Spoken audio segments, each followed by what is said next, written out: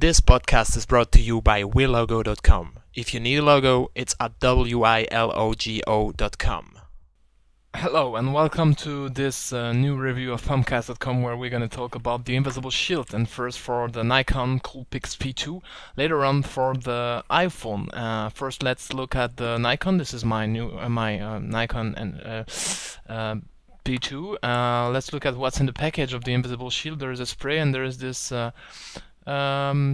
this squeeger. So let's open the package itself. In itself, you will see that there is a description in it that tells you what you have to do, and also two of those invisible sheets, not only one but two, which is very nice. I only had to use once, and there's a description of how to use it. You need to peel, hold, spray, and apply, and all the rest, and then it's pretty easy. First of all, you have to open the spray, and then you have to take out the invisible sheet itself and put it on your hand this way, and you spray it on one side, and of course you have to spray it on both sides, as it says. So turn it, spray it again, and the thing is, you have to spray it normally lightly, not like I sprayed it, and you see that there is way too much spray on it. But anyways, it worked out pretty much for me, so I put it, which is not so easy, but then I used the squeeger to take out all the bubbles. It's almost impossible, but we'll get back to that at the end. And you have to squeeze it a little bit. Again, it takes, actually, that's the part where I've spent the most time when doing this for the Nikon, and even worse, so to say, even longer for the iPhone. You'll not see that later because I cut it a bunch of that, but it took me like I guess like 10 minutes or 15 minutes for the Nikon, and probably like 20 or 30 minutes for the iPhone. You need to be patient, really patient, but when it's done, you have to clean it with whatever you use. As you can see, I just used kind of a paper towel or something like that, and just to take out all the spray you had put on it, all the liquid. So once you have cleaned it, you can use the squeeger again if you see other bubbles, and do not really pay too much attention to those bubbles, the ones that you cannot take out, because they will really disappear over time, really. So that's how it looks when it's done, and once again, after a while it looks really way better than that. If I turn it on, then you will see that I did not really put it really in at the right place. So I should have been a little bit more careful, because you can see in the corner, and if you try to move it, I guess you can pretty much forget it. It's really stick. So let's turn to the iPhone. First of all, I want to speak a little bit about this Belkin pouch, which is really nice. It has the advantages of you being able to use your iPhone normally without the case, which is also a disadvantage, of course. This is my old iPhone, the one I had sent from the US, and you can see there are a few scratches, and there is even something bad on the corner. So let's put this one on the side, and let's look at my new iPhone, the one I have right now. So this is the Invisible Shield description for the iPhone, and these are the Invisible Shields itself, for the front and for the back. I had the complete cover, so this is the part for the front, actually. So first of all, a small moment of geek porn that I offer you.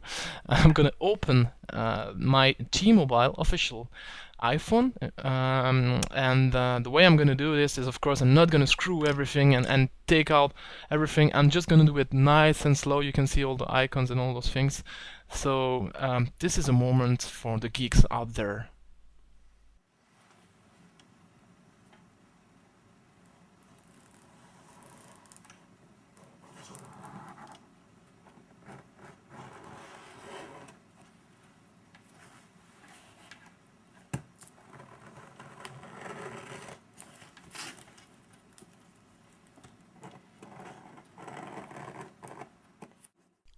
Okay, some might find it really boring and others will find it interesting. Ta-dam! Here's the iPhone.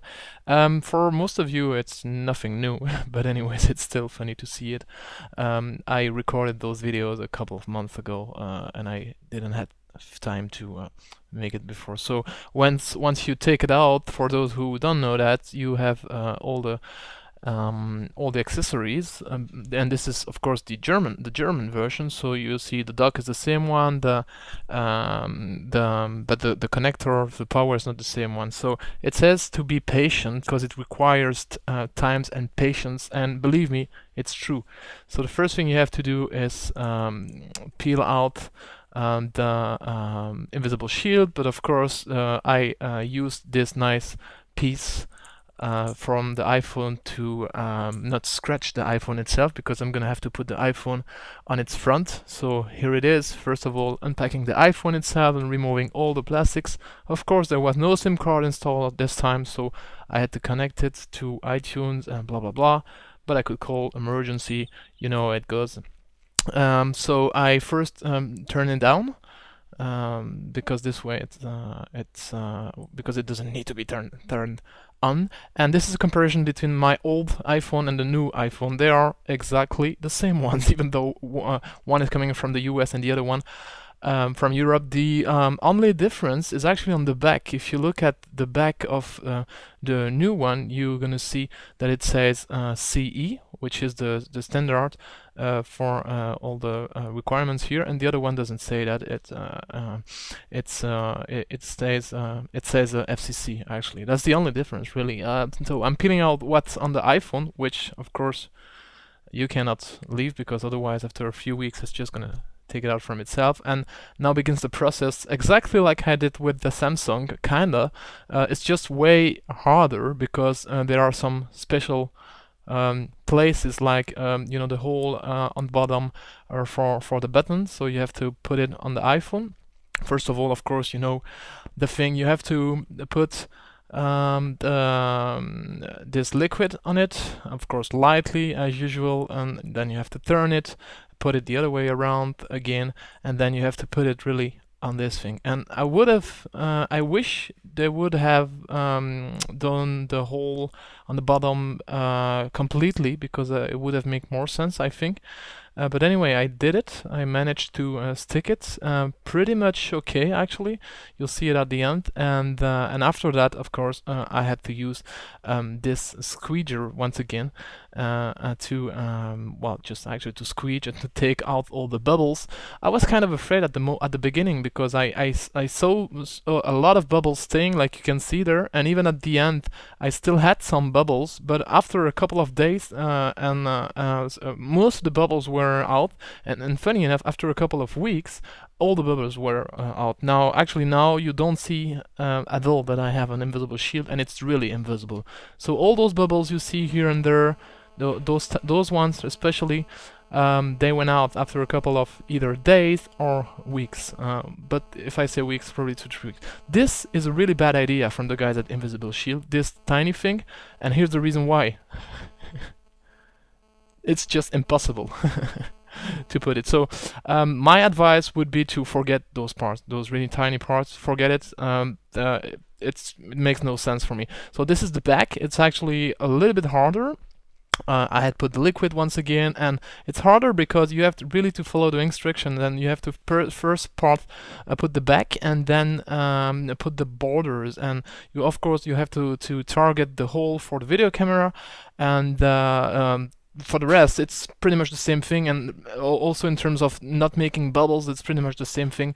You have to take out all the liquids before that you press it, and if you read the details, it will say you tell you to fold the tabs down, and that's pretty hard actually, because you have to manage to push it on every single corner, and it's pretty hard. So if your budget is limited, I would say you don't need to go for the full body, but it's nice to have. The problem is those corners are not actually, on my one at least, not perfect. As you can see on this image here, you've just seen it's not perfect. But anyways, generally, as a summary, it's a pretty cool thing, and if you want to not have the same surprises I had with my first iPhone, being scratches, because it scratches, then you'll have to use the things from the guys at InvisibleShields. Thank you, and see you soon. WILOGO.com